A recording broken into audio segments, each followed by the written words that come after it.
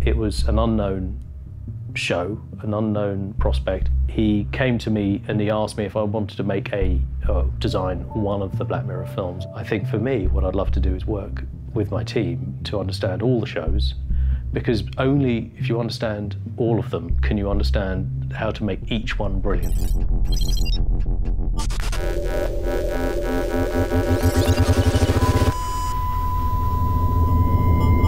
The term science fiction might go around in the sense of people talking about Black Mirror, but the sense of it we've always tried to keep in the, on the ground level.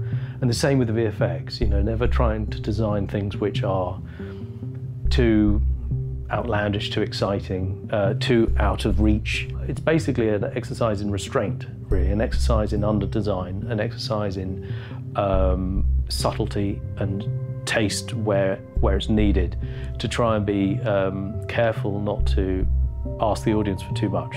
Season 3 of Black Mirror, if you look at Shut Up and Dance, it's a very un-VFX-y film. It's about a kid who does what he does, and it's probably in line with the earlier films.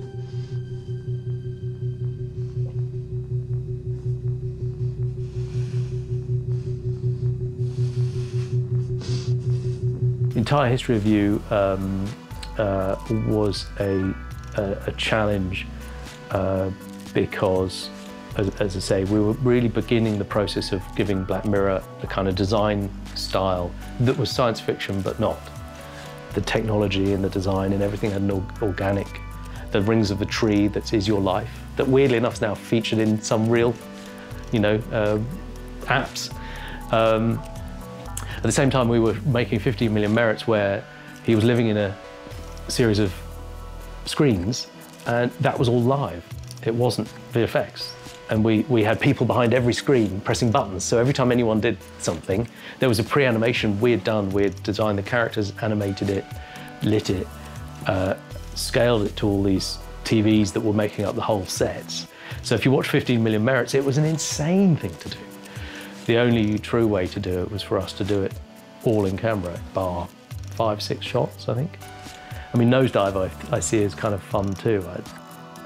I see that quite uplifting. I don't see that as sad. It's sad watching someone's decline, but I feel that somebody, they kind of made a break. They break the chains in some ways. Well, gotta watch it. And that's one brush sweep. You want a cookie with that? It's on the house. Sounds awesome.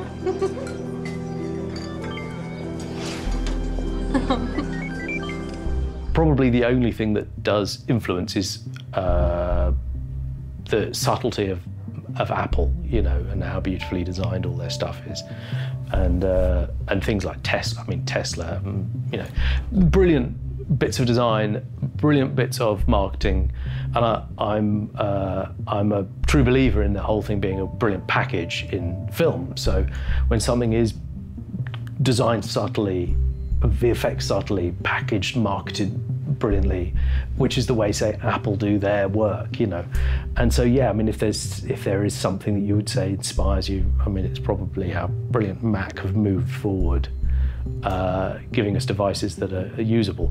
On playtest, we built the house in 3D, so that's the 3D print of the house, but we built it so that we could wear VR goggles and sit there and walk around the house. We actually did it on San Junipero for Tucker's Bar. We built the set. That was a set built in London, but we built the set here in 3D and showed Charlie. We were like, look at this, and the director walked around going, and so we're not influenced by those tools, but definitely engage in them all. Am I more skeptical about technology since doing Black Mirror? Yes. Only because you're traveling through themes in Black Mirror that are that make you scared. And when we started Black Mirror, Charlie said, imagine 5 years in the future what it's going to be like. And that was 6, 7 years ago. So we're now there and beyond. I'm trying to spend all my time dealing with the present, because in my work, I spend my time imagining the future. So personally, I try and enjoy the present as best I can. That's all I can say to everybody. Vodafone One, el todo en uno de última generación.